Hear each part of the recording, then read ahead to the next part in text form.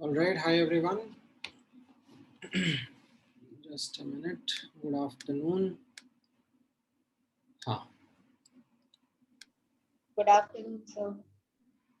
Good afternoon. Good afternoon, sir. Good afternoon, sir. Good afternoon.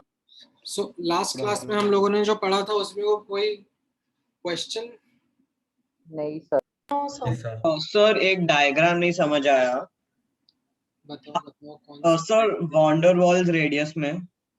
हाँ हाँ sir H2 solidified. हाँ मतलब वो नोट्स में कट गया था, प्रॉपर्ली दिख नहीं रहा था. स्क्रीनशॉट ले लेता हूँ. अच्छा ओके सर.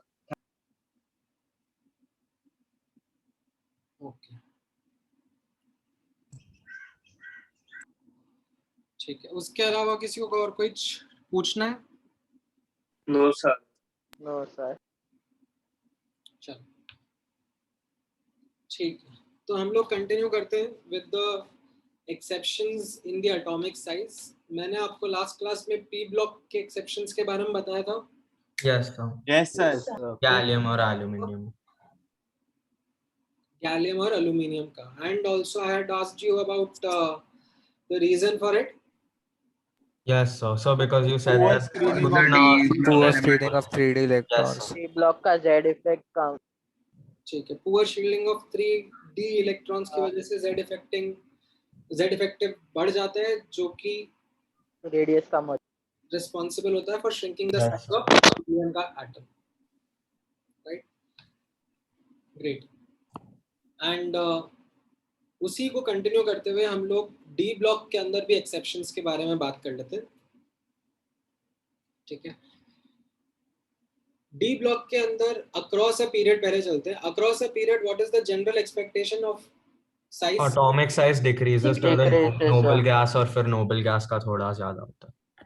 ठीक है. तो हम लोगों ने जैसे पढ़ा था in the P block that across a period size decrease होता है. लेफ्ट टू राइट हम लोग जाते हैं.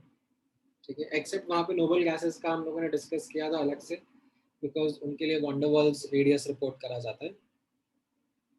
ठीक है. तो यहाँ पर भी आप नोटिस करना, डी ब्लॉक में जब हम लोग देखेंगे साइज ऑफ एटम के बारे में, साइज ऑफ एटम कैसा रहेगा, तो ऑब्जर्वेशन कुछ इस तरीके से है.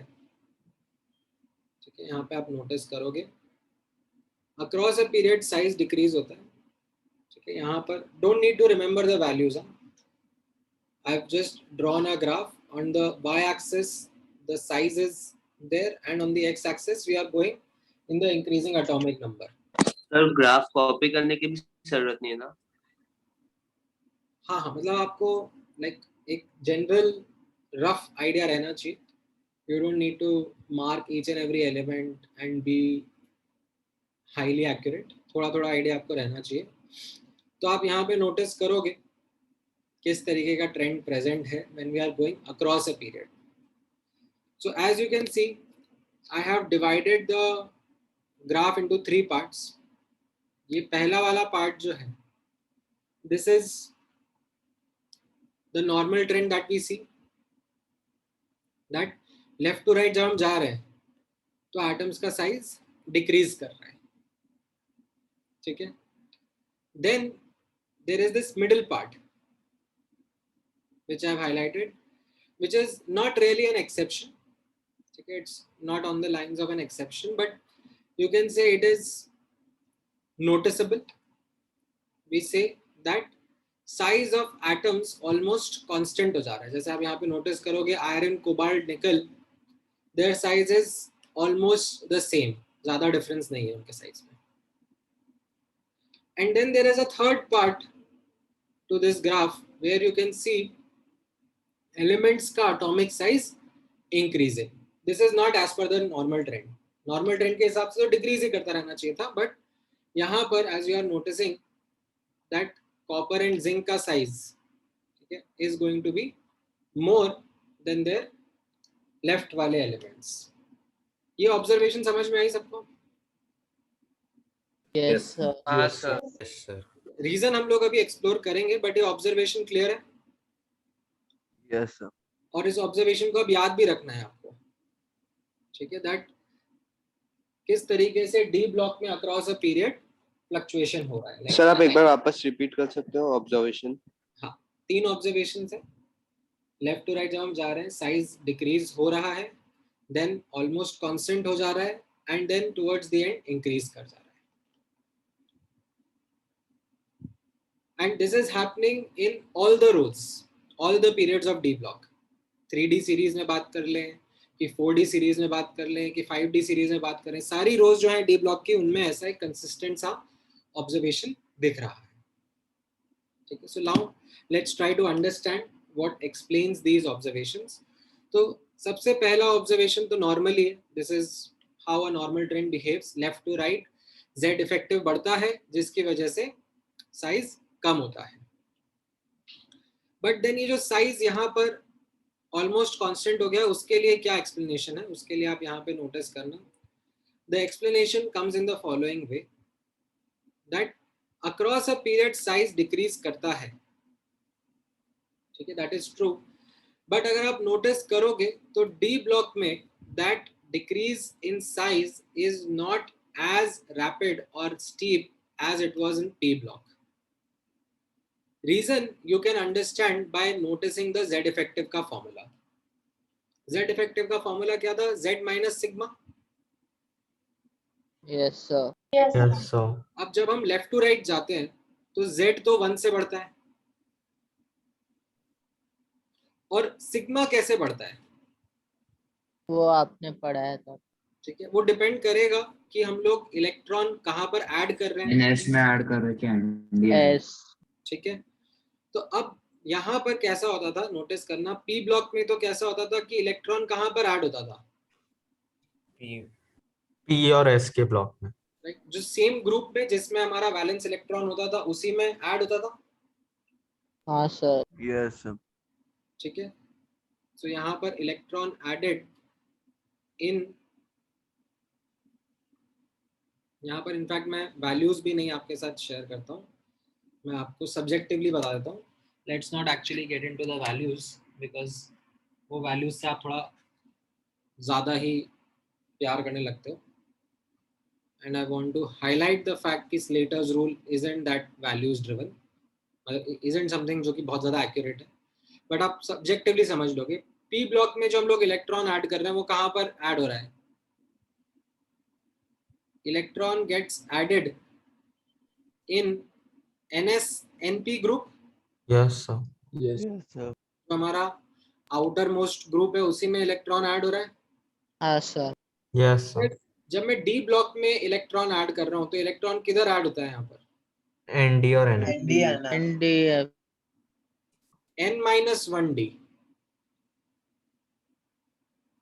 4s। जैसे आप ये 3D सीरीज देखोगे, स्कैंडियम, टाइटेनियम, वेनेडियम वाली सीरीज देखोगे तो इसमें मेरा आउटर इलेक्ट्रॉन क्या है? 4s। और मेरा इलेक्ट्रॉन्स की फिलिंग किधर हो रही है इनमें? 3D. 3D. N-1D समझ में आ रहा है? Yes. हाँ सर। राइट, तो यहाँ पर आपको ये समझ में आएगा। ठीक है, that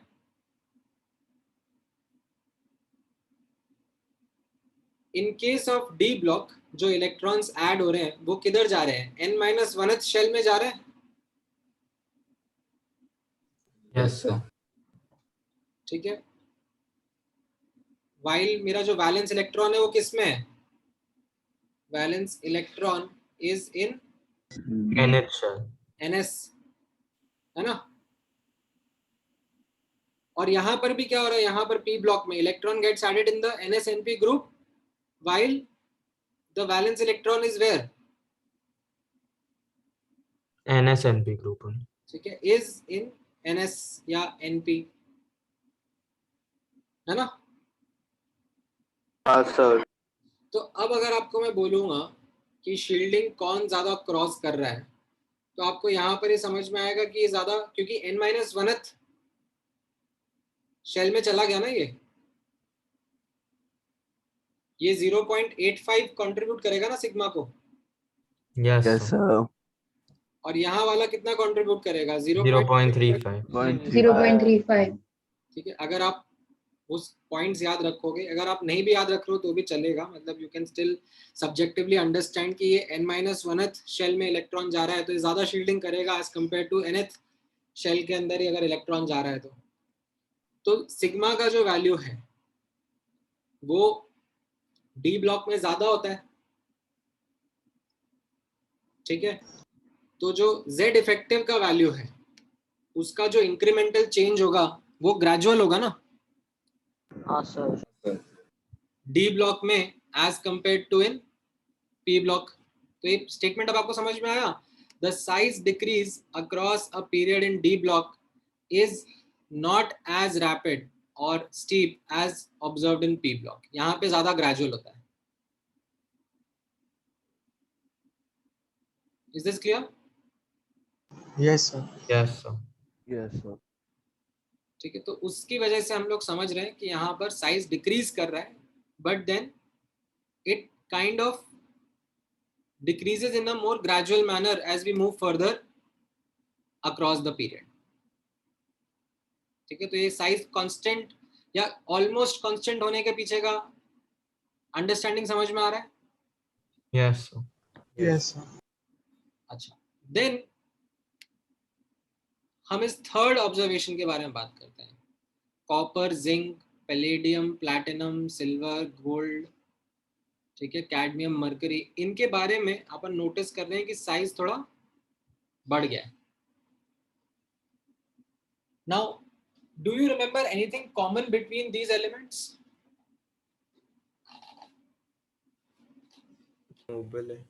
Sir, exception in configuration. Mercury और वो silver except. So zinc, cadmium, mercury तो नॉर्मल कॉन्फ़िगरेशन होता है.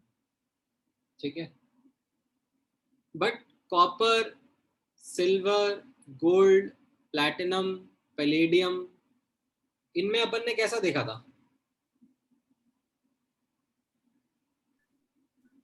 So वो half filled और full filled का. Half filled. हाँ सर, exception. इनमें Stabilization. इनका जो एक्सेप्शन कॉन्फ़िगरेशन था तो उसमें ये नोटिस हुआ था that they have a fully filled n-1d subshell. जैसे कॉपर में 3d10 हो जाता है ना. हाँ सर. Yes, sir. ठीक है, सो यहाँ पर they have fully filled n-1d subshell. ठीक है, जिसकी वजह से क्या होता है यहाँ पे आप नोटिस करना, जो ये फुल्ली फिल्ड सबशेल होता है उसमें आपने नोटिस करा था, मैंने पहले बात करी थी एक बार कि इलेक्ट्रॉनिक्स का डिस्ट्रीब्यूशन होता है वो सिमेट्रिकल हो जाता है. Yes. Sir. ठीक है, तो वो क्या करते हैं, सिमेट्रिकल डिस्ट्रीब्यूशन होने की वजह से वो जो आउटर इलेक्ट्रॉन है, ठीक है, उसको या उसके लिए they cause more shielding because they are symmetrically distributed. They cause more shielding which results in lowering of the Z effective. ठीक है, शील्डिंग अगर बढ़ जाएगी, सिमेट्रिकली इलेक्ट्रॉन्स डिस्ट्रीब्यूट हो जाएंगे, Z effective कम हो जाएगा, जिसकी वजह से there is an increase in size that is observed. तो जैसे आप नोटिस करोगे कॉपर का कॉन्फ़िगरेशन कैसा था, आर्गन 4s1 3d10. तो मेरा आउटर इलेक्ट्रॉन क्या है, 4s. ठीक है, आउटर इलेक्ट्रॉन तो मेरा 4s1 ही है, बट ये जो इनर इलेक्ट्रॉन्स थे 3d के, अब ये कैसे हो गए, they are symmetrically distributed around the nucleus. ठीक है, because of their fully filled, ठीक है, fully filled and symmetrical distribution, ये क्या करेंगे, ये न्यूक्लियर चार्ज को ज्यादा शील्ड कर लेंगे. तो मेरा जो आउटर इलेक्ट्रॉन है 4s का इलेक्ट्रॉन, उसको इफेक्टिव न्यूक्लियर चार्ज कम एक्सपीरियंस होगा. हाँ सर. इसकी वजह से मेरे एटम का साइज रिलेटिवली बढ़ जाएगा. ठीक है, so that is the reason attributable to the increase in size of these elements. ठीक है, तो सबसे इंपॉर्टेंट तो एक्सेप्शन याद रहेगा आप सबको। Yes sir. Yes. ठीक है, फिर उनके पीछे के रीजंस जो हैं वो भी अब आप ध्यान में रखना। ऐसा नहीं इन रीजंस को छोड़ दो, मतलब इन रीजंस का भी ध्यान में रखना रहेगा आपको। ठीक है, सो अक्रॉस द पीरियड समझ में आया क्या करना है, कैसे करना है in D block? Yes, sir. Okay great. अब डी ब्लॉक में ही हम लोग देखते हैं डाउन द ग्रुप। ठीक है, डाउन द ग्रुप क्या एक्सपेक्टेशन होती है? साइज Down बढ़ता size है, increases. The size increases. Down the group size बढ़ता है। तो आप नोटिस भी कर रहे हो कि ये 3D के एलिमेंट्स हैं। ठीक है, जो यहाँ पे ये एक से क्या कलर हो गया, ये पर्पल, Purple, violet. Purple. ठीक है, जो भी पर्पल कलर है ये, तो ये 3D के एलिमेंट्स हैं, और जो ग्रीन में लिखे हुए हैं 4D के एलिमेंट्स हैं। तो कैन यू सी 3D से 4D जा रहे हैं तो साइज बढ़ रहा है। Yes, sir. Yes, sir. ठीक है, 3D से 4D जाने पर साइज बढ़ रहा है, which is normal thing, there is nothing exceptional about it. But 4D और 5D के बीच में देख रहे हो आप, साइज ऑलमोस्ट ही सेम है। हाँ sir. Yes, sir. Yes, sir. हाँ sir. Z. Size is almost the same, मतलब ज्यादा अंतर ही नहीं आ रहा है। हाँ सर। बीच बीच में थोड़ी बहुत चीजें हैं, मतलब बीच बीच में लाइक किसी का कम किसी का ज्यादा हो रहा है, but like I am not bothered about individual examples, I am more bothered about the overall trend that I can see 4D और 5D का साइज ऑलमोस्ट सिमिलर है। तो ऐसा क्यों हो रहा है? क्या 4D में कुछ है या 5D में कुछ है? सर 5D 5D में। में कुछ है। ठीक है, सो ऐसा समझ में आ रहा है कि 5D में कुछ गड़बड़ हुई, 5D सीरीज में क्या गड़बड़ हुई, तो अब आपको समझ में आएगा। यहाँ पर आप इसका रीजन समझना। This exception in atomic size is called as lanthanide contractions. ये जो 5D सीरीज के एलिमेंट्स हैं उनका साइज श्रिंक क्यों हो गया? Because of poor shielding of the 4f electrons. तो ये जो 5D सीरीज है इसके पहले 4f इलेक्ट्रॉन्स भरे होंगे। Yes, sir. Yes sir. ठीक है, तो 4f इलेक्ट्रॉन्स कैसे हैं? उनको जितनी शील्डिंग करनी चाहिए वो उतनी शील्डिंग कर नहीं रहे, because they are poor at shielding. Like sp-df अपन ने देखा था ना कि f के इलेक्ट्रॉन्स कैसे होते हैं, they are more distributed around the nucleus rather than having a greater penetration power. तो उसकी वजह से बिकॉज ऑफ पुअर शील्डिंग यहाँ पर इन 5D सीरीज के एलिमेंट्स का z इफेक्टिव बढ़ जाता है, इसकी वजह से इनका साइज कॉन्ट्रैक्ट हो जाता है, इसको बोलते हैं लैंथेनाइड कॉन्ट्रैक्शन। अच्छा, 4D सीरीज में ऐसा कॉन्ट्रैक्शन क्यों नहीं होता है? उधर लैंथेनाइड सीरीज में There are no 3f electrons. There are no 3f electrons. 3f थोड़ा ना एग्जिस्ट करता है। ठीक है, तो ये आपको डाउन द ग्रुप एक्सेप्शन समझ में आ रहा है? हाँ सर। ठीक है, क्लियर है डाउन द ग्रुप के एक्सेप्शंस भी? Yes sir. Yes sir. Alright great. So should we draw these graphs in a note, sir? हाँ हाँ, आपको ड्रॉ करने, मतलब so okay, the idea would not be to as I said कि एकदम accurately draw करो, but rough yes you should understand कि एक जनरल ट्रेंड कैसा है। Okay, sir. ठीक है, So, हाँ बोलो बोलो। lanthanide contraction नाम क्यों दिया है? क्योंकि इसके पहले जो एलिमेंट्स आ रहे हैं वो लैंथेनाइड्स है ना। If you remember the periodic table, ये S ब्लॉक था, ये D ब्लॉक था, ये F block sorry P block था, राइट? और फिर जो F ब्लॉक था वो कहाँ पर था? यहाँ पर था ना, हाँ सर। इन दोनों के बीच में। तो ये जो अपन बात कर रहे हैं यहाँ पर इस 5D सीरीज के बारे में, ये 5D सीरीज के पहले ये पूरा लैंथेनाइड्स भरते हैं यहाँ पर,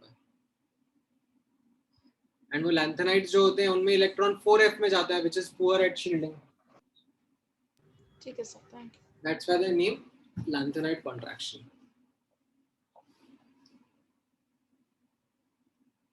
Alright. तो ये आपका एटॉमिक साइज और उससे रिलेटेड एक्सेप्शंस थे, ठीक है। एफ ब्लॉक के ऊपर हम लोग फोकस नहीं कर रहे हैं, एफ ब्लॉक के ऊपर आपको जाने की कोई जरूरत है नहीं अभी, ठीक है, let it be. S block, P block, D block के बारे में आप पढ़ लो, समझ लो, that is more than sufficient, ठीक है। अब आगे नोटिस करेंगे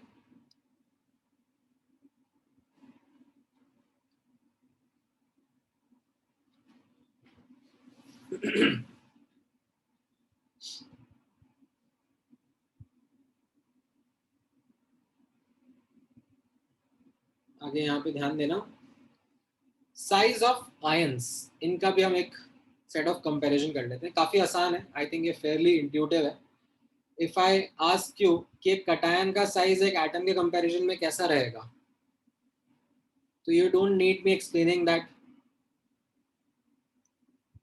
किसी भी कटायन का साइज उसके एटम के साइज से तो कम ही होगा ना। Yes. Yes, sir. Yes, हम लोग इलेक्ट्रॉन्स रिमूव करते जा रहे हैं तो साइज कम होता जा रहा है, ठीक है। और जितने ज्यादा इलेक्ट्रॉन्स रिमूव करेंगे उतना ज्यादा साइज कम होता जाएगा। किसी अनायन का साइज उसके एटम के कंपैरिजन में कैसा होगा? बड़ा बढ़ जाए, ठीक है। तो किसी भी अनायन का साइज उसके एटम के कंपैरिजन में बढ़ जाएगा, ठीक है।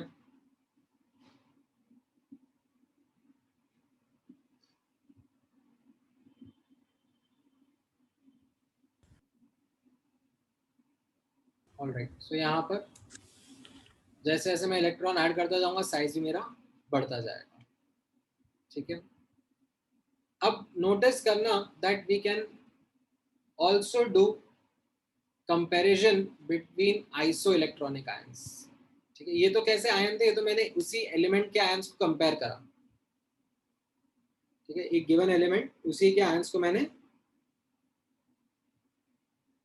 कंपेयर कर लिया, ठीक है। But what if I have to compare some ion with some other ion, ठीक है। तो ऐसा नहीं है कि आप रैंडमली कुछ भी शुरू हो जाओ, ठीक है। आप ऐसा मत बोलना कि सर ये जो सल्फाइड आयन है और जो सीजियम आयन है इनके बीच में कौन बड़ा कौन छोटा। ऐसे रैंडम कंपैरिजन्स नहीं करे जाएंगे, बिकॉज ये ना तो सेम पीरियड में है, ना सेम ग्रुप में है, एंड ना ही ये आइसो इलेक्ट्रॉनिक है। आइसो इलेक्ट्रॉनिक आयंस में फिर भी हम लोग कंपैरिजन कर सकते हैं। जैसे if I ask you to compare the size of these ions, ठीक है, some of them are not in the same period, not in the same group as well, but आप इनके बारे में still comparison कर सकते हो, ठीक है। कैसे कर सकते हो, थोड़ा दिमाग लगाओ। तो प्रोटॉन मतलब मास नंबर वैसे, तो यहाँ So पर you can see the group number of sodium, magnesium, aluminium. आप जितना ज्यादा प्रोटॉन होगा उतना इनका सेम है number of electron. Correct, they have same number of electrons, मतलब इन सबका सिग्मा तो सेम ही होगा ना। यस हाँ सर। सर। और Yes. जिसका Z ज्यादा है उसका Z इफेक्टिव भी ज्यादा होगा। अगर Z इफेक्टिव ज्यादा है तो साइज छोटा होगा। क्लियर है? Yes sir. ठीक है, काफी सिंपल था। मतलब sometimes it looks weird that how can I compare say nitride ion with aluminum 3+ ion. You would be like they are not even in the same period, they are not even in the same group, but the noticeable thing is that they are isoelectronic. Isoelectronic matlab they have the same number of Electron. so the comparison can be done. It is something which is easy to do, ठीक है।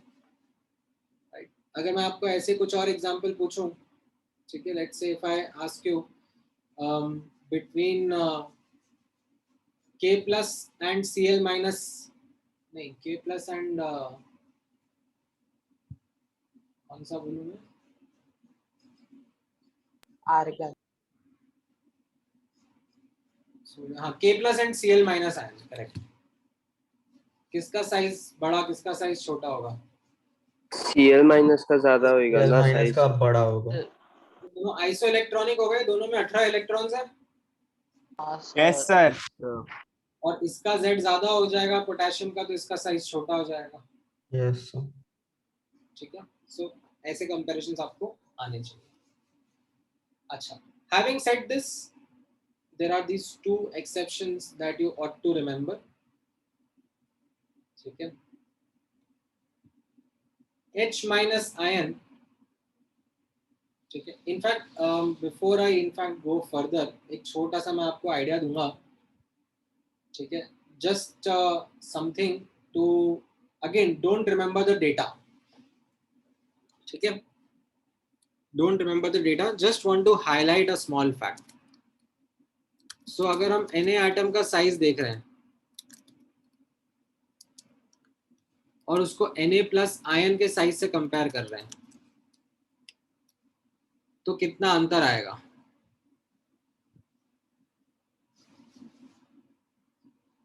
ठीक है, तो एक बार मैं just एक rough estimate ले लेता हूँ। Na प्लस एटम का साइज जो है,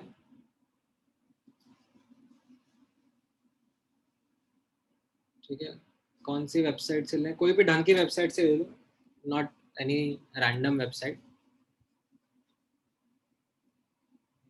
ठीक है। ऑल्दो जैसे मैंने आपको बताया था पहले, दैट ये साइज वगैरह का जो ट्रेंड है वो वेरी कर जाता है। It is not something which is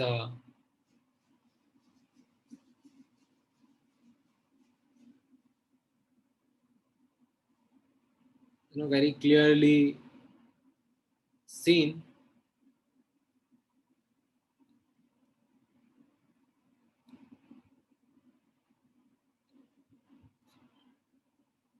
हाँ, तो आप जैसे यहाँ पे नोटिस करोगे, अगर मैं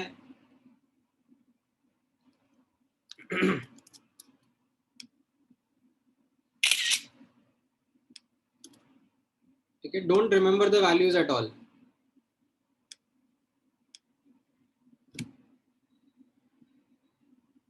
ये उसका कोवेलेंट रेडियस है और ये आयनिक रेडियस है। आयनिक रेडियस मतलब क्या हो गया?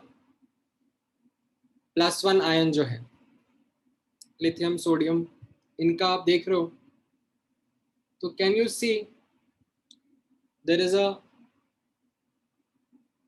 Significant drop in size? Yes sir. ठीक है, मतलब जैसे 0.123 से 0.068 हो गया, ठीक है, 0.157 से 0.95 हो गया, सिग्निफिकेंट ड्रॉप इन साइज आ जाता है।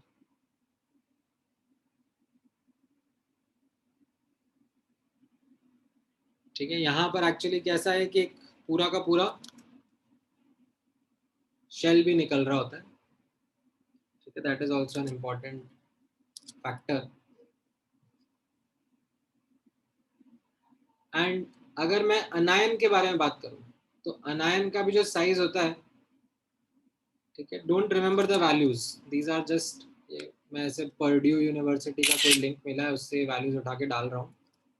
Just notice the trend that there is a significant jump in the size.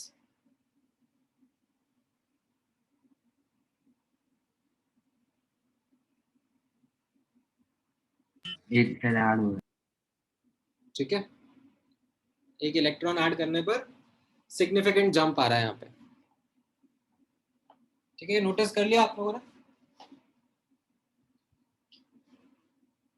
ठीक है, जो इनका -1 आयन है, F minus Cl minus Br minus, उनके बारे में बात करी जा रही है।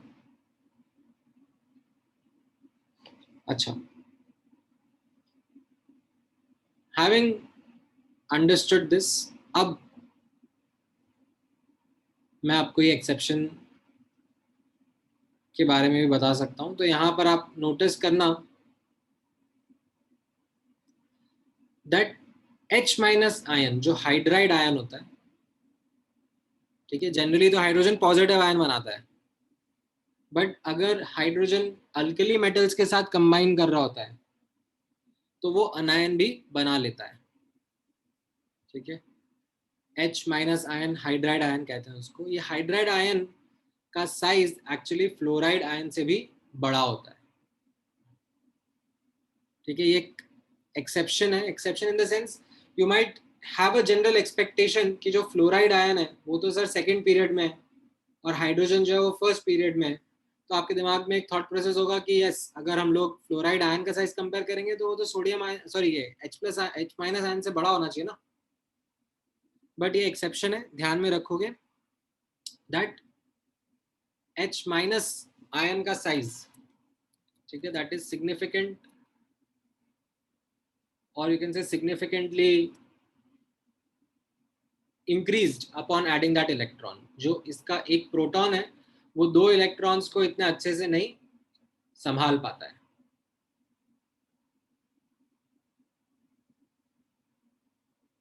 ठीक है,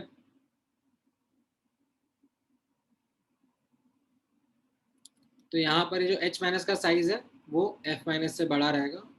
दूसरा एक्सेप्शन जो मैं आपको बोलूंगा याद रखने के लिए, समथिंग वर्थ रिमेम्बरिंग, इस जो Li plus and Mg2 plus का साइज है, ठीक है, that is quite close, quite similar.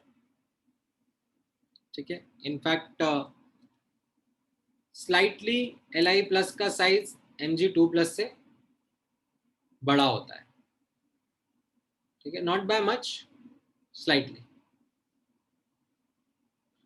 ठीक है, but again something which is not an expected or normal thing, because down the group अपन ये expect करते हैं ना कि size इंक्रीज होता है। increase होता है। ठीक है, समझ में आई? Yes sir. इतना आप ध्यान में रखना। ठीक है, बाकी तो नॉर्मल चीजें हैं जिनके ऊपर हम लोग फोकस करके रखते हैं। ठीक है, तो ये साइज वाला एस्पेक्ट सबको क्लियर है? Yes sir. ग्रेट। अब हम लोग नेक्स्ट पीरियोडिक प्रॉपर्टी के बारे में बात करते हैं, which is called as ionization energy. ठीक है, क्या है ये प्रॉपर्टी, इसको नोटिस करना। पहले इस प्रॉपर्टी की हम लोग डेफिनेशन समझेंगे कि ये प्रॉपर्टी होती क्या है, राइट, एंड देन फिर उसके बाद में what are the factors that affect the property, what are its trends, and then what are its exceptions. ठीक है, ये ऑर्डर हम लोग अपना फॉलो करेंगे।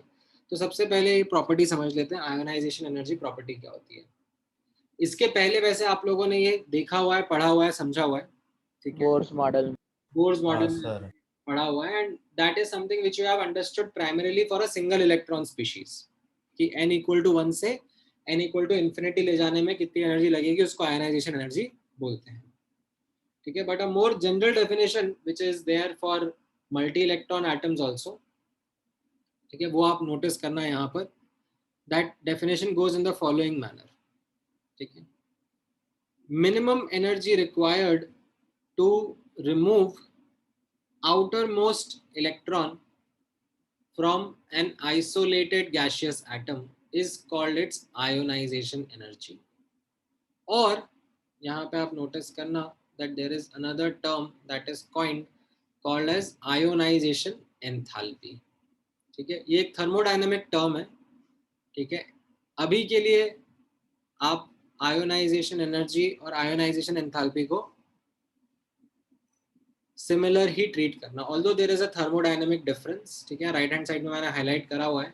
आयोनाइजेशन एनर्जी है वो 0 केल्विन पे डिफाइन की जाती है थियोरेटिकली। ठीक है, whereas at any other temperature, say room temperature वगैरह पर, वी डिस्क्राइब आयोनाइजेशन एंथैल्पी। ठीक है, डेल्टा HIE, सबस्क्रिप्ट में I आता है, डेल्टा H इस तरीके से इसको रिप्रेजेंट करा जाता है, which is equal to ionization energy at 0 Kelvin plus 5/2 RT। ठीक है, R stands for that gas constant, वो जो अपन ने आइडियल गैस इक्वेशन पढ़ा था ना। Yes sir. तो ये मैं अलग से यहाँ पे लिखवा दिया हूँ। ठीक है, but this is only to be used when mentioned in question, otherwise आप इन दोनों को इंटरचेंजेबली यूज करोगे, इनको सेम सेम मान के काम चलाओगे। ठीक है, कहीं पे आयोनाइजेशन एंथैल्पी लिखा है या आयोनाइजेशन एनर्जी लिखा है, दोनों को इंटरचेंजेबली यूज कर लेंगे अनलेस क्वेश्चन स्पेसिफाइज कि this is what how they are related. ठीक है, और डेफिनेशन नोटिस करा आपने, डेफिनेशन का एक एक वर्ड इंपॉर्टेंट है। Minimum energy required to remove outermost electron from isolated gaseous atom। ठीक है, एक एक वर्ड इंपॉर्टेंट है। कम से कम कितनी एनर्जी से आउटर मोस्ट इलेक्ट्रॉन को इजेक्ट करवाया जा सके when it is not under influence of any other neighbouring atom, isolated atom, उसे आयोनाइजेशन एनर्जी कहा जाता है। ठीक है, अब ये आयोनाइजेशन एनर्जी मेजर कैसे होती है practically? Does anyone have an idea?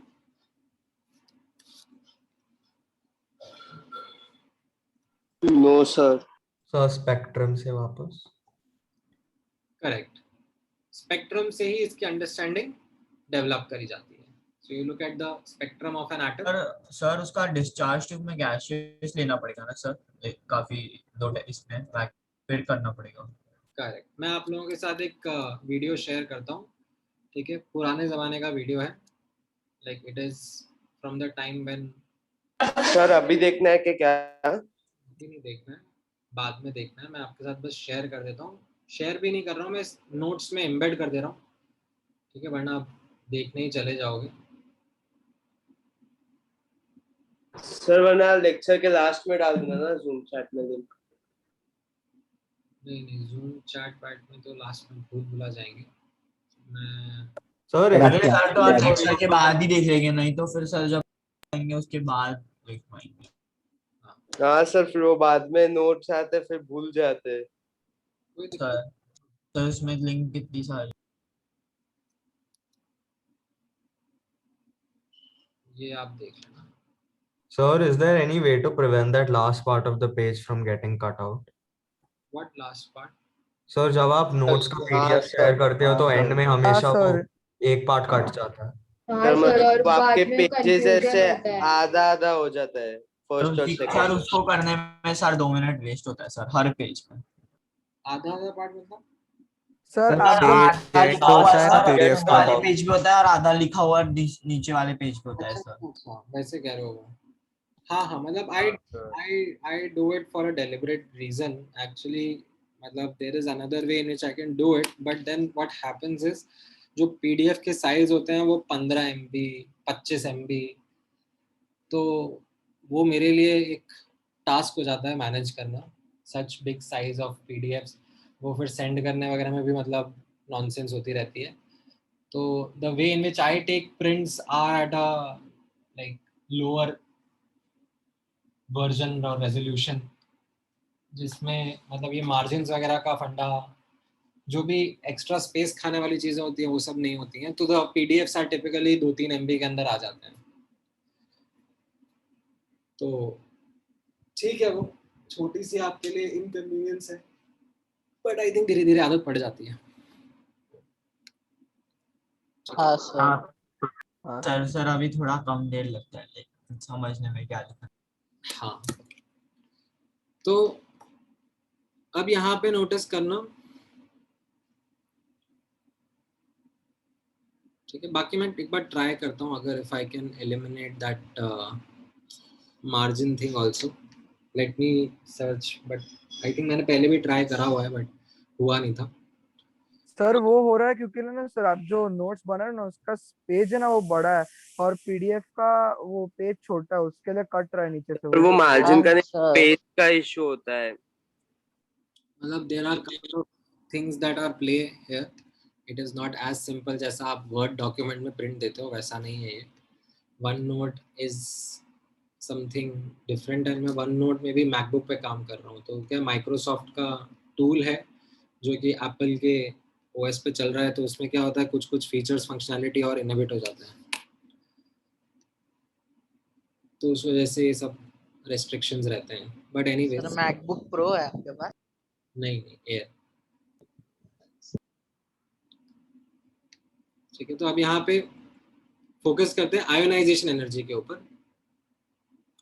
Ionisation energy कैसा है, जैसे मैंने बताया आपको, minimum energy required to remove outermost electron from isolated gaseous atom. इसको हम लोग किस तरीके से रिप्रेजेंट करते हैं एक इक्वेशन के फॉर्म में, वो भी आप नोटिस करना, ठीक है. And each and every word is important. Again ये गैस फेज में लिखना जरूरी है, ठीक है. सो कोई एलिमेंट है m, उससे हम लोग बना रहे हैं m प्लस प्लस इलेक्ट्रॉन, ठीक है. तो इसमें कितना एनर्जी लगेगा उसे हम क्या बोलते हैं, आयोनाइजेशन एनर्जी. और गैसियस स्टेट ही क्यों लेते हैं नॉर्मल में? We don't want it to be influenced by neighboring atoms. We just want to know कि उस एटम का जो इलेक्ट्रॉन है वो उसके न्यूक्लियस से कितना अट्रैक्टेड है, ठीक है. We don't want influence of other neighboring atoms. और उसमें भी कैसा होता है ना, हर एक एलिमेंट में अलग अलग रहता है. मतलब मान लो सोडियम मेटल का जो स्ट्रक्चर है और मैग्नीशियम मेटल का जो स्ट्रक्चर है वो अलग अलग होगा. हो सकता है किसी में 6 नेबर है तो किसी में 8 नेबर है तो किसी में 4 नेबर है, डिपेंडिंग अपॉन कैसा उनका स्ट्रक्चर है, ठीक है. So we don't want those things to play a role over here. अब इसमें एक नोमेनक्लेचर नोटिस करना, ठीक है. इसमें एक नोमेनक्लेचर है while we are describing these ionization energies, and I think this is something that you have seen जब हम लोग atomic structure में वो एक बोर्स मॉडल वाला क्वेश्चन करे थे. तो अगर मेटल या एलिमेंट से एक इलेक्ट्रॉन निकाला, पहला इलेक्ट्रॉन निकाला, तो उसको क्या कहते हैं, first ionization of energy. First ionization energy. अगर दूसरा इलेक्ट्रॉन निकाला, मतलब m प्लस में से अब एक इलेक्ट्रॉन निकाल लिया, तो इसको मैं क्या, second ionization. n is equal to 2 से infinity. हाँ सर. Ionization energy, second ionization energy of m, ठीक है. I2 ऑफ m बोलेंगे इसको, या फिर इसको क्या बोला जा सकता है, यहाँ पे नोटिस करो, this can also be called as IE1 of m plus. समझ में आ रहा है nomenclature? Yes sir. Yes, sir. अच्छा, जो ये थर्ड मैंने लिखा है यहाँ पर m2 प्लस से m3 प्लस प्लस इलेक्ट्रॉन बन रहा है, इसको हम लोग क्या बोल सकते हैं, this is the third ionisation energy of m. Yes sir. Or Second ionization energy of M. or first of M2 plus. और फर्स्ट M2 plus. ठीक है. नोमेनक्लेचर समझ में आ रहा है क्या लिखा है, कैसे लिखा है? Yes. Yes. अच्छा, अगर मैं इन तीनों को ऐड कर दूं तो मेरा क्या इक्वेशन बनेगा?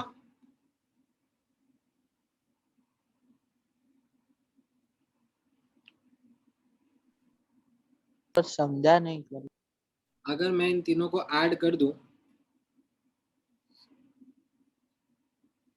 तो यू विल हैव m से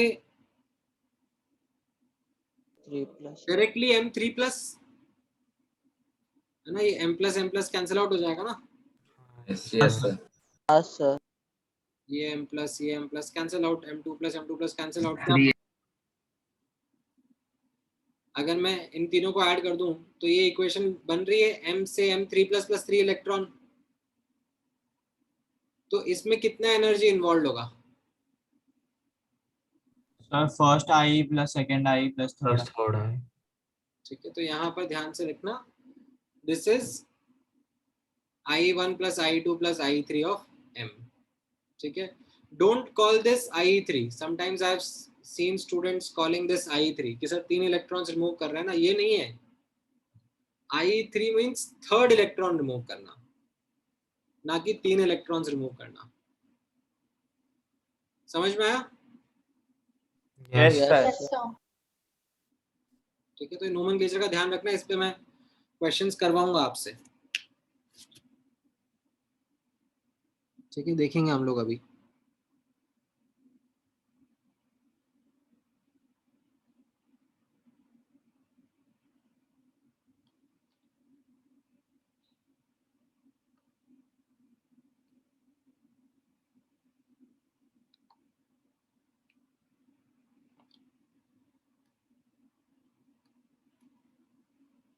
ऑलराइट. सो आप यहाँ पे नोटिस करना,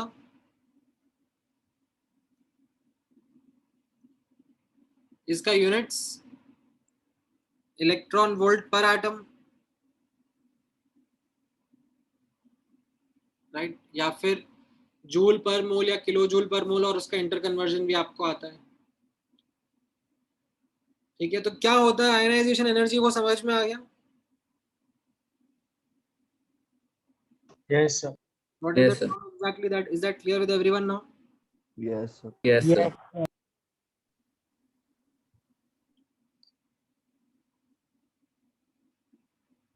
ठीक है, ओके ग्रेट। अब इसमें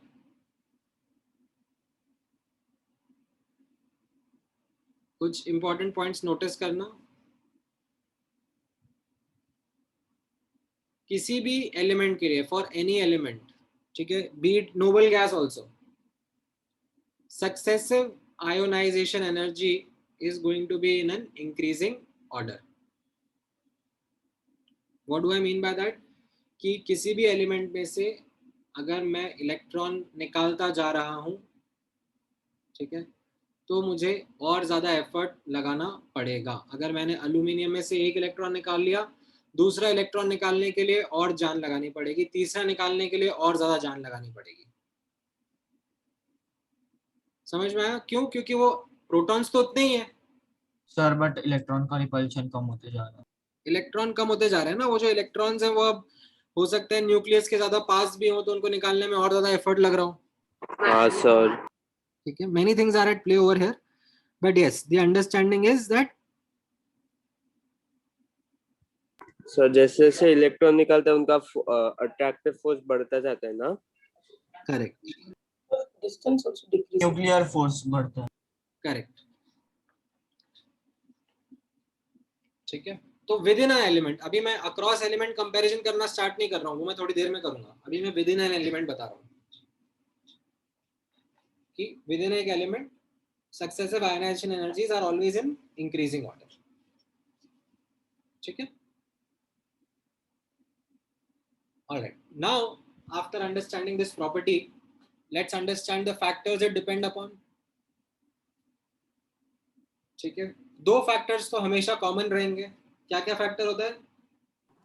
N and Z factor. N and Z effective. ठीक है, तो वो N और Z इफेक्टिव को हम लोग एक्चुअली अब एक तरीके से साइज में कवर कर लेते हैं। साइज बोल लो या प्रिंसिपल क्वांटम नंबर बोल लो। ठीक है, तो इसमें कैसा रहता है, साइज अगर आपका कम होगा एटम का, तो आपका आयनाइजेशन एनर्जी बढ़ जाएगा। बढ़ जाएगा। ठीक है, प्रिंसिपल क्वांटम नंबर के हिसाब से अगर मैं जाऊं तो प्रिंसिपल क्वांटम नंबर यहां पर हम लोग देखेंगे, तो अगर प्रिंसिपल क्वांटम नंबर बढ़ेगा तो आयनाइजेशन एनर्जी बढ़ जाएगा, और Z इफेक्टिव के हिसाब से जाए तो कैसा रहेगा? इफेक्टिव बढ़ेगा तो आयनाइजेशन। Z इफेक्टिव बढ़ जाएगा मतलब न्यूक्लियस उस इलेक्ट्रॉन को ज्यादा खींच रहा है। हाँ सर, तो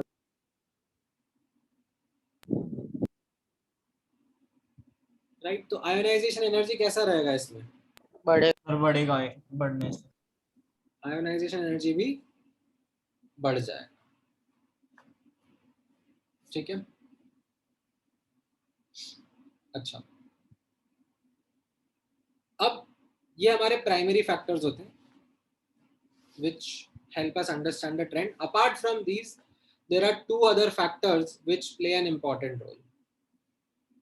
ठीक है, ये दोनों फैक्टर्स के बारे में हम लोग ध्यान से नोटिस करेंगे, ऑब्जर्व करेंगे। Half filled and full filled configuration are extra stable, ये हम लोगों ने पहले पढ़ा हुआ है एटॉमिक स्ट्रक्चर में, राइट।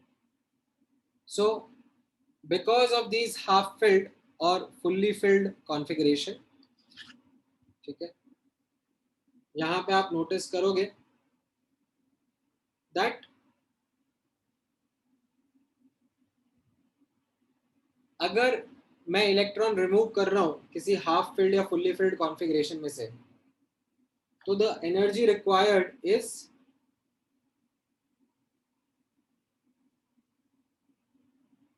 much more.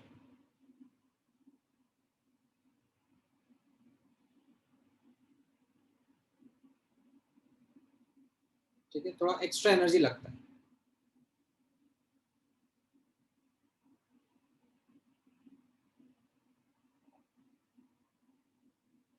वैसे ही पेनिट्रेशन पावर का एक रीजन रहेगा, अगर सेम शेल के अंदर इलेक्ट्रॉन्स हैं, लेट्स से NS और NP के अंदर, तो कौन सा इलेक्ट्रॉन मुझे निकालना ज्यादा आसान रहेगा?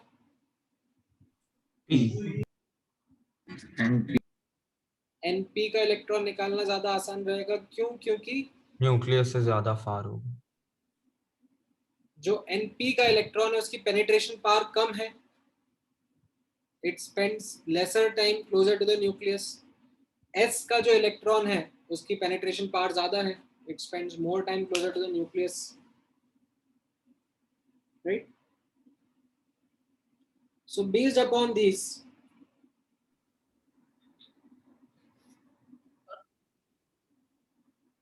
we would be able to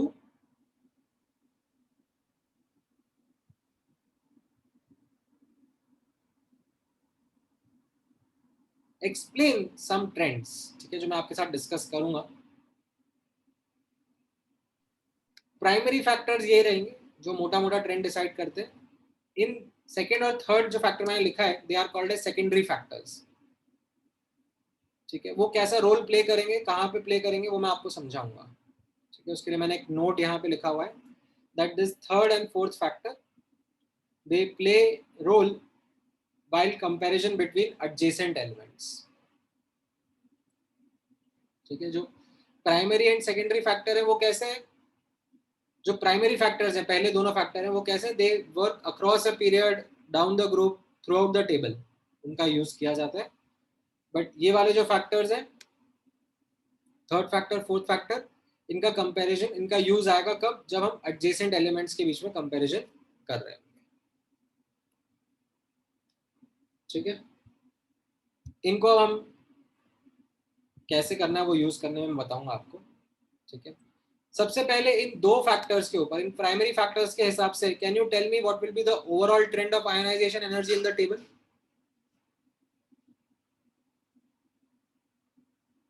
how will across from left to right. Sir बढ़ेगा across the period.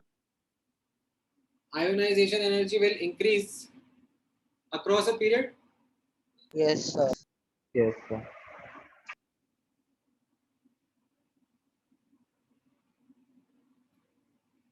ठीक है। And what about down the group? It decreases down the group. Decrease.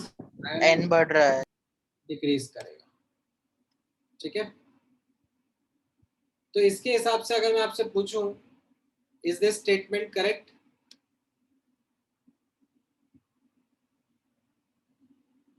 Yes sir.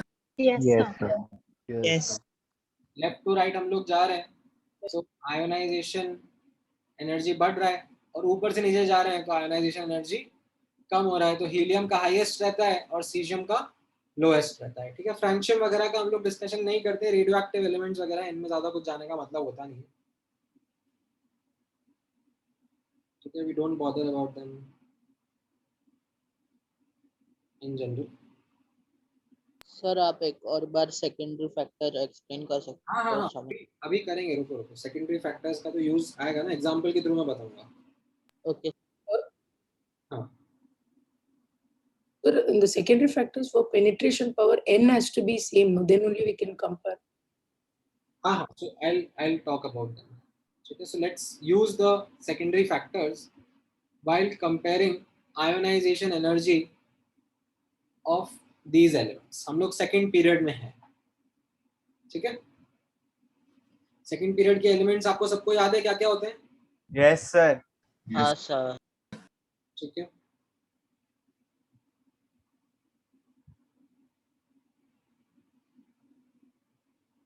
Lithium, beryllium, boron, carbon, nitrogen, oxygen, fluorine and neon, ठीक है।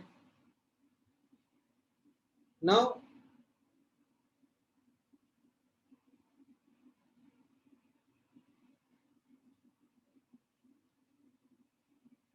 अब notice करना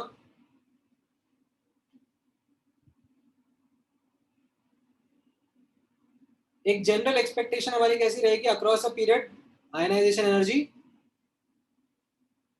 increase हो रहा है, यानी कि left to right ionization energy increase होना चाहिए, ठीक है। However, what we find is the trend of ionization energy is in the following manner, ठीक है। बेरिलियम का बोरॉन से ज्यादा होता है, ठीक है, एंड नाइट्रोजन का ऑक्सीजन से ज्यादा होता है, ठीक है। बेरिलियम का बोरॉन से ज्यादा होता है, पर इतना ज्यादा नहीं होता कि कार्बन से भी ज्यादा हो जाता है, ठीक है। Beryllium is more then boron but not that much कि कार्बन से भी ज्यादा हो जाएगा।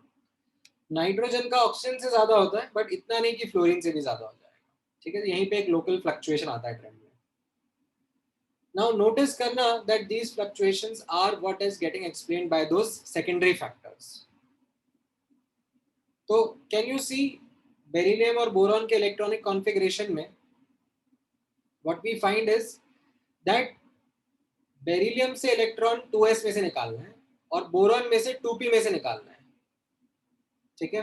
किसका ज्यादा आसान होगा?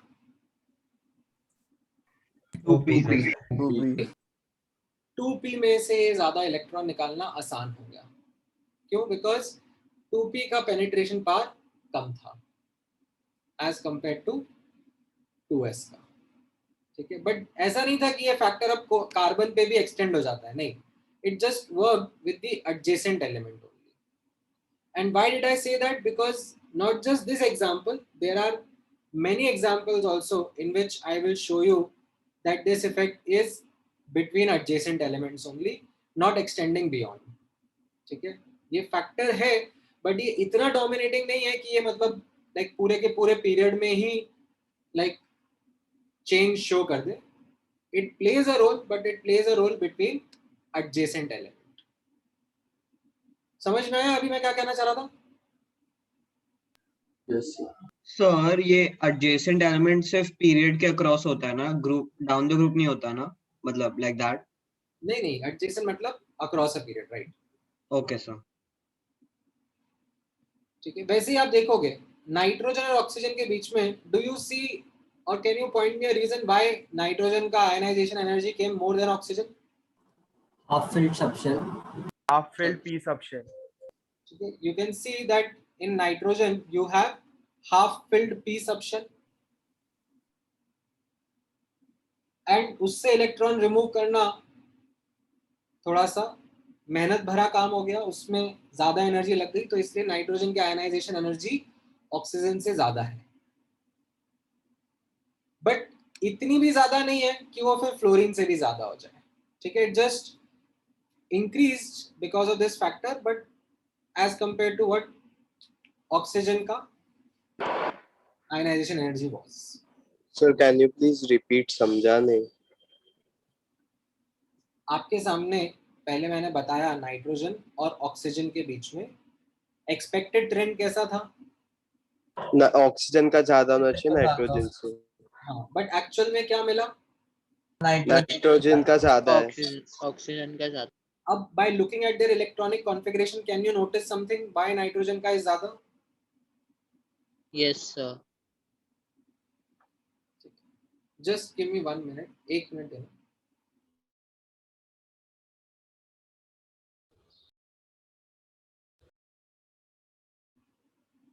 हाँ, so as I was saying nitrogen का ऑक्सीजन से ज्यादा है by looking at that configuration. यहाँ पे आपको समझ में आ रहा होगा दैट नाइट्रोजन का ऑक्सीजन से क्यों ज्यादा है? half filled subshell.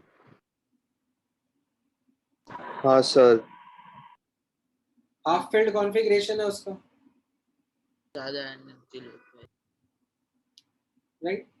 Half field configuration में ज्यादा एनर्जी लग रही है। Understood sir. Yes, sir.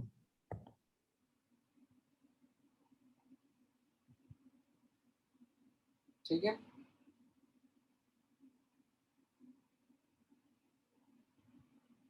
Now इतना इफेक्ट नहीं हो रहा है कि नाइट्रोजन का फ्लोरीन से भी ज्यादा हो जाए, जस्ट एडजेसेंट एलिमेंट के बीच में ये आ रहा है। ठीक है, तो ये ओवरऑल ट्रेंड समझ में आया आप लोगों को? हाँ सर। Yes. ठीक है, ये रीजन भी समझ में आए? Yes sir. Yes sir. Sir ये ट्रेंड है कि एक्सेप्शन है? हम लोग इसको मतलब है एक्सेप्शन ही। ट्रेंड तो कैसा होता है, ट्रेंड तो ब्रॉडर होता है कि लेफ्ट टू राइट इंक्रीज हो रहा होता है। ठीक है, that is the broader trend. But उसमें ये जो फ्लक्चुएशंस आए वो मैं आपको हाईलाइट करवा रहा हूँ, और वो मैं अभी इसलिए हाईलाइट करा रहा हूँ because I wanted you to understand those secondary factors. मैं इनको रिपीट करूंगा जब वापस से मैं एक्सेप्शंस लिखवाऊंगा आपको। ठीक है, I will repeat these again जब हम एक्सेप्शंस लिखेंगे आयनाइजेशन एनर्जी के। However, यहाँ पे मैंने अभी इसलिए बता दिया because I wanted you to also understand how the secondary factors are playing their role. Is that clear? Yes, sir.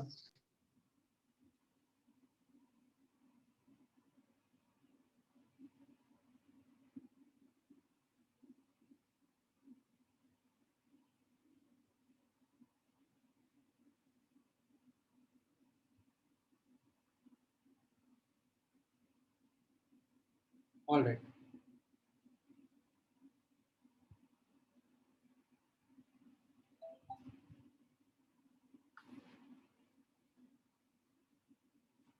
Now,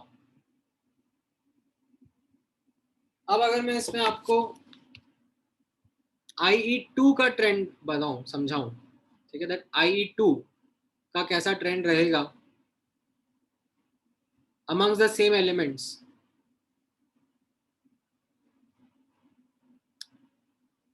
sir mostly same ही रहे। नहीं सोचो। सर ऑक्सीजन और फ्लोरीन के बीच में होगा। ठीक है, यहाँ पर मैं एक ऐसे ऐड कर देता हूँ, जस्ट गिव मी वन मोमेंट।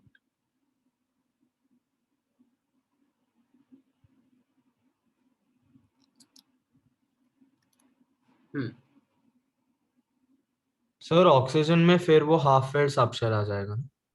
तो ऑक्सीजन और फ्लोरीन और सब बोरॉन ट्रेंड और कैसा कार्बन। रहेगा? ठीक है, अब ऐसा है कि यहाँ पे नोटिस करना, such similar trend is observed in third period as well as fourth period also. ठीक है, ऐसा नहीं है कि सिर्फ सेकंड पीरियड में ही ऑब्जर्व हो रहा है, ये थर्ड पीरियड फोर्थ पीरियड में भी ऐसा ही ट्रेंड मिलेगा आपको। And even if you compare the second ionisation energy IE2 of second period elements, तो भी ये फैक्टर्स, ये secondary factors play an important role. ठीक है, so I am asking you to compare the second ionisation energy of second period elements, मतलब इन elements का मैं आयोनाइजेशन एनर्जी आपसे पूछ रहा हूँ, इन आयंस का एक्चुअली आयनाइजेशन एनर्जी का ट्रेंड कैसा रहेगा। ठीक है, एक्सपेक्टेड ट्रेंड ऐसा है, ठीक है, बट एक्चुअल ट्रेंड में थोड़ा फ्लक्चुएशंस है। वो फ्लक्चुएशंस क्या रहेंगे आप बताओ जरा मुझे।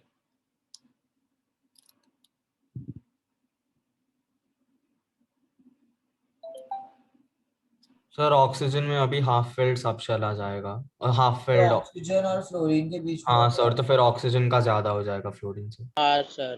ग्रेट। और I plus और B। तो बेरिलियम का बोरॉन से ज्यादा हो जाएगा। Yes sir. सर बोरॉन का कार्बन। ठीक है, बेरिलियम का नहीं होगा, बोरॉन का कार्बन से ज्यादा। और सर शायद लिथियम का और बेरिलियम का भी शायद होगा सर। आप नोटिस करोगे ना। चलिए, लिख लो, एक बार अच्छे से लिख लो, पूरा लिख लो, और फिर मैं आपके सामने प्रेजेंट करूंगा। आपकी हेल्प के लिए मैंने इनका कॉन्फ़िगरेशन भी लिख दिया।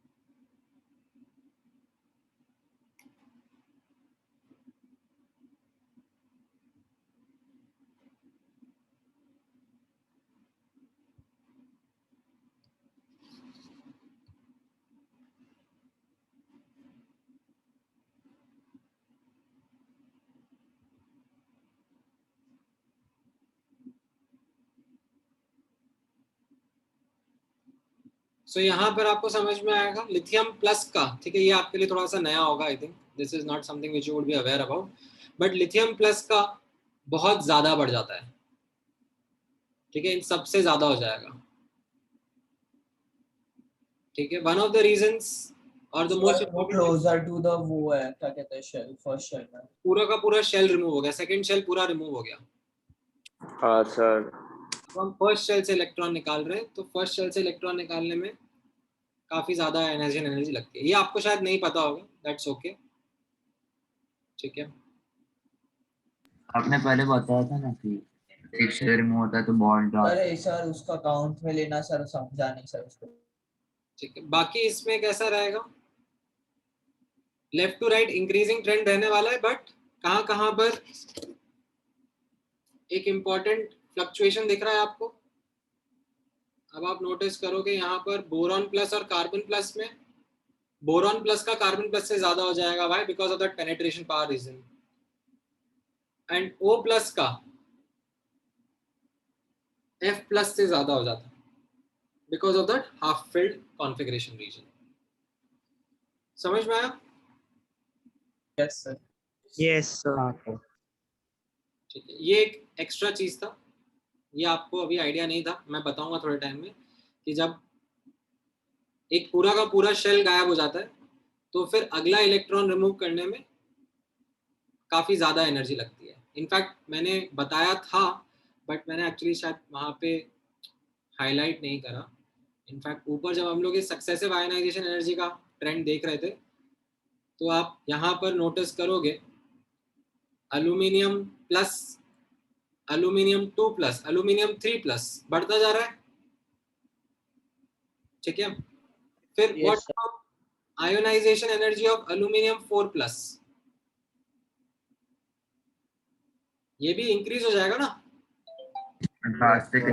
Ionisation energy are in increasing order, but यहाँ पर नोटिस करना मैं एक डबल एरो लगाऊंगा क्योंकि एक शेल जा रहा है, एक सेल में ठीक है, यहाँ पर जो इलेक्ट्रॉन रिमूव हो रहा था, ठीक है, 3p से इलेक्ट्रॉन रिमूव हो रहा था, ठीक है, यहाँ पर 3s से इलेक्ट्रॉन रिमूव हो रहा था, राइट?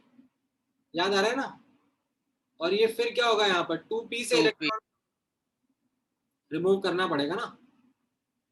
Yes sir. नहीं सॉरी, उल्टा बोल दिया मैंने, माय बैड सर 2, एक मिनट, एल्यूमिनियम 3 प्लस, हाँ नहीं सही बोला था, ठीक है सर बराबर था, बराबर था। यहाँ पर 3p नहीं, आयोनाइजेशन एनर्जी ऑफ ये I1 जो होगा वो I1 I ऑफ एल्यूमिनियम रहेगा, I2 जो होगा वो IE ऑफ एल्यूमिनियम प्लस रहेगा, है ना। I3 ऑफ एल्यूमिनियम क्या हो जाएगा? 2 प्लस 2 प्लस, ठीक है। एंड इनफैक्ट चलो मैं यहाँ पर एल्यूमिनियम की जगह मैग्नीशियम कर लेता हूँ क्योंकि काफ़ी आगे तक चल जाना पड़ेगा फिर मुझे। तो ये Mg प्लस Mg2 प्लस, और फिर Mg2 प्लस से अब मुझे और इलेक्ट्रॉन निकालना है, तो सर आपको नेक्स्ट शेल में जाना पड़ेगा। तो यानी कि नेक्स्ट शेल से इलेक्ट्रॉन निकालना पड़ेगा, तो ये एक्चुअली काफ़ी ज़्यादा होगा, ठीक है। I2 ऑफ Mg2 प्लस, समझ रहे हो? यहां से 3s का इलेक्ट्रॉन निकला, फिर ये 3s का इलेक्ट्रॉन निकला, फिर जब Mg2 प्लस से मुझे इलेक्ट्रॉन निकालना है तो कौन सा इलेक्ट्रॉन निकालना पड़ेगा? 2p का इलेक्ट्रॉन निकालना पड़ेगा ना। Yes sir. तो उसमें एक्चुअली यहाँ पर सिग्निफिकेंट जंप आ जाता है, काफी बड़ा जंप आ जाता है। हम लोग देखेंगे थोड़ी देर में, जब डेटा वगैरह भी दिखाऊंगा आपको तब आपको समझ में भी आएगा।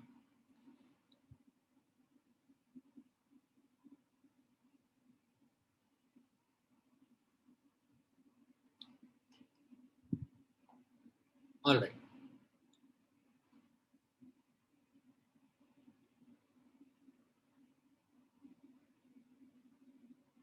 कमिंग बैक, ये आपको सेकेंड आयनाइजेशन एनर्जी यहाँ पे कंपेयर करवाना था, ठीक है। अब एक्सेप्शंस या तो ऐसा करते हैं, चलो नेक्स्ट क्लास में कंटिन्यू करते हैं, क्योंकि एक्सेप्शन में फिर मेरे को थोड़ा डेडिकेटेड 15-20 मिनट चाहिए। सर तो चलेगा आपने सर हर एक टॉपिक में एक्सेप्शन सर। हाँ बिल्कुल, केमिस्ट्री में तो एक्सेप्शन ही ज्यादा होते हैं ना सर। अभी तुम दोस्ती कर लो एक्सेप्शन से। मैंने बताया ना, इस चैप्टर में सक्सेसफुल होने के लिए प्रॉपर्टी के फैक्टर्स, प्रॉपर्टी के ट्रेंड्स से ज्यादा इंपॉर्टेंट क्या है? एक्सेप्शन। प्रॉपर्टी है, उसके पहले उसके एक्सेप्शन ज्यादा आने चाहिए। आयोनाइजेशन एनर्जी, अच्छा ये एक्सेप्शंस थे, ठीक है सर। ठीक है सर बट कंफ्यूजन होता है अभी। हाँ हाँ, वो स्ट्रगल रहेगी, it's not a cake work, थोड़ा आपको एक्स्ट्रा एफर्ट, एक्स्ट्रा मेहनत डालना पड़ेगा, ठीक है, बट विद रिवीजन आसान हो जाएगा, ठीक है। एक रिवीजन ही तरीका है जो उसको आसान बनाता है। So for atomic size in a period, highest we'll say alkali metals or noble gases. Well, अब नोबल गैसेस में प्रॉब्लम यही है ना, that they have von der वाल रेडियस, ठीक है, which is generally quite large as compared to these covalent radius या metallic radius that we report for these metals, non-metals and other elements that are there. Now, if you are just asking me from a point of view of values, so yes, I will say noble gases. But does that make sense? Does that have any meaningful impact? The answer is no. मतलब है तो है, मतलब ठीक है उनका size, क्योंकि measurement ही हम लोग नहीं कर पा रहे हैं, लाइक टू लाइक मेजरमेंट ही नहीं कर पा रहे हैं, we are comparing apples and oranges. Why now? Because you're not doing exact measurement of the atom, no? ठीक है, सर मेटल्स का आयोनिक रेडियस और मेटेलिक रेडियस दो अलग अलग है, उसका मतलब वो एग्जैक्ट वैल्यू नहीं है ना रेडियस का जो कैलकुलेट करते हैं, it's not the actual radius. Ionic radius तो आयन का रेडियस हो गया ना, मतलब लिथियम जो है, अगर वो उसका मैं मेटल ऑब्जर्व कर रहा हूँ और उसमें उस मेटल को ऑब्जर्व करके उसका रेडियस निकाल रहा हूँ, तो वो मेटालिक रेडियस हो गया। और मैं लेट्स से लिथियम के आयंस देख रहा हूँ, मतलब let's say lithium chloride, lithium fluoride, कुछ ऐसा कंपाउंड देखा और उसमें देखा कि लिथियम आयन का कितना साइज होगा, तो आयोनिक रेडियस कहलाता है। आयन का radius is ionic radius. Sir मुझे एक डाउट है। हाँ सर नियॉन में सेम लिथियम जैसे ही होता है, पर वो उससे कम मतलब कम क्यों है? शेल चेंज हो रहा है ना, मतलब सर एक ही सेकंड। तो सर तो नहीं सर, बराबर है, सॉरी सर, मेरी मिस्टेक, मिसअंडरस्टैंडिंग। सर एक डाउट था। हाँ सर जब आपने वो mg plus mg2 plus mg3 plus वो ऐड किया था सर, उधर जा सकते हो?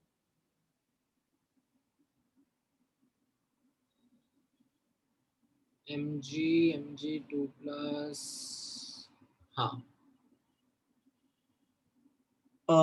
नहीं सर, थोड़ा ऊपर शायद से है, मतलब वो इक्वेशन बनाया था। हाँ सर इधर। सर अभी आपने इधर कुछ बोला था sir, it is not equal to something, sir वो क्या बोला था आपने? मतलब this is not third ionisation energy. कई बार ये मिसकंसेप्शन रहता है कि सब 3 इलेक्ट्रॉन निकाल लिए मतलब third ionisation energy. Third ionisation energy मतलब थर्ड इलेक्ट्रॉन निकालना, नॉट 3 इलेक्ट्रॉन निकालना। अच्छा, so total you have to add the 3 ionization energies. Yes. Okay sir, thank you.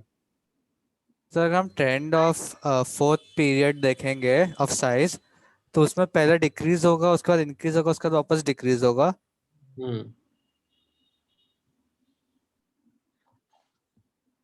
मतलब तो इतना ऐसा, मतलब छोटा छोटा फ्लक्चुएशन रहता है। मतलब अगर आपको इसको ग्राफ पे ड्रॉ करना है, इसका मैं ग्राफ वगैरह नहीं ड्रॉ कर रहा आपके लिए, बट अगर आप कह रहे हो कि सर ग्राफ पे ड्रॉ करना है तो आई थिंक बुकलेट में है शायद, मैं दिखा देता हूँ।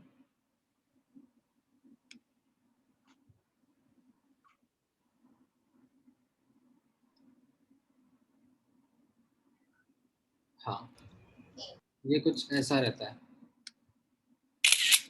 तो रेजोल्यूशन अच्छा नहीं आया उसका, बट आपको दिख जाएगा। ठीक है,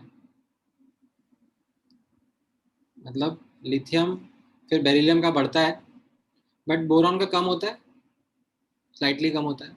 फिर बढ़ता है कार्बन का, फिर नाइट्रोजन का। ठीक है, फिर नाइट्रोजन का एक्चुअली ऑक्सीजन से ज़्यादा रहता है। ठीक है, सो मतलब आइडियली कैसा होना चाहिए था, आइडियली लाइक लिथियम, फिर लिथियम के बाद बेरिलियम। ठीक है, बेरिलियम के बाद में बोरॉन, बोरॉन के बाद में कार्बन, यहाँ पे नाइट्रोजन होना चाहिए था, बट नाइट्रोजन का जम कर गया। वैसे ही बेरिलियम का जम कर गया। क्यों जम कर गया? Because of the reason that we have spoken. ठीक है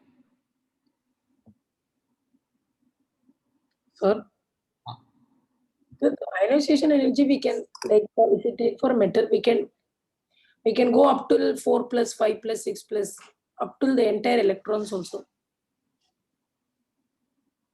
हाँ, थियोरेटिकली तो बोल ही सकते हो, yes. Okay, sir. So for Mg entire 12 electrons also we can means remove. हाँ हाँ, Sir, I mean that that could you go to the first page, that graph part exception? First page. It's on the graph one.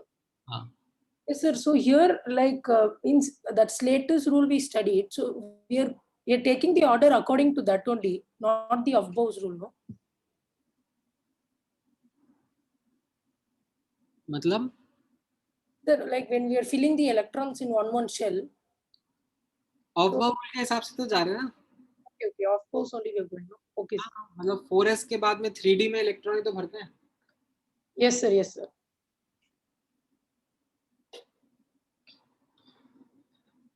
Okay, sir. Thank you. Sir, हाँ, Sir, why is the size of why does the size between a ferrous ion and ferric ion differ? Like I know that the size of an ion of a cation will be less than the atom because obviously electrons are exiting from the atom and then the entire shell will disappear, so the size will be less. But why is there a difference in size between ferrous and ferric ion? There's no shell disappearing or anything, right? no, but still like ये जो z effective हमने बात करा, z minus sigma, ये तो same है दोनों का, right? Sigma of Fe2 plus and sigma of Fe3 plus में you will have a difference, no? किसका सिग्मा ज्यादा होगा? Fe2 प्लस का ज्यादा होगा, Yes, sir. because it has more electron, this has lesser electron, right? तो अगर sigma ज्यादा है तो इसका मतलब z इफेक्टिव किसका ज्यादा हो गया? Fe2 प्लस का as compare to z effective of Fe3 plus. Yes, sir. Size किसका ज्यादा होगा? साइज Fe3 प्लस का ज्यादा हो गया ना। Yes, sir. Okay, thank you. ठीक है, alright, any other question? Sir atomic structure से एक डाउट है बोलो बोलो। सर। प्रीडोमिनेंट फ्रीक्वेंसी क्या होता है? प्रीडोमिनेंट फ्रीक्वेंसी हाँ सर। मतलब जो डोमिनेंट है फ्रीक्वेंसी वही। मतलब नहीं समझा सर। थोड़ा कॉन्टेक्स्ट दो ना। हाँ सर, एक minute. Question. Bye sir, thank you. चलो बाय बाय। हाँ सर, क्वेश्चन है which of the following statement is not correct as per quantum mechanics? Option A, every object emits radiation whose predominant frequency depends on its temperature. सही है word. तो वो actually उससे related है। You remember black body radiation मैंने बताया था, हाँ सर। तो जैसे ब्लैक बॉडीज के बारे में कैसा था कि सारे के सारे रेडिएशन एमिट कर रहे हैं, हाँ सर। ठीक है, बट किसी रेडिएशन का इंटेंसिटी सबसे ज्यादा था, हाँ। मतलब उसके फोटॉन ज्यादा थ्रो हो रहे थे। हाँ सर। अगर मैं टेम्परेचर चेंज कर देता हूँ तो वो टेम्परेचर भी मतलब चेंज होने की वजह से फ्रीक्वेंसी के फोटॉन से ज्यादा थ्रो हो रहे हैं, वो भी चेंज हो जाएगा ना। Yes sir. ब्लैक बॉडी का अंडरस्टैंडिंग था, but in general okay sir. objects, the radiation that they emit or absorb does depend upon the temperature at which that substance is. अच्छा, ओके सर, थैंक यू। ठीक है,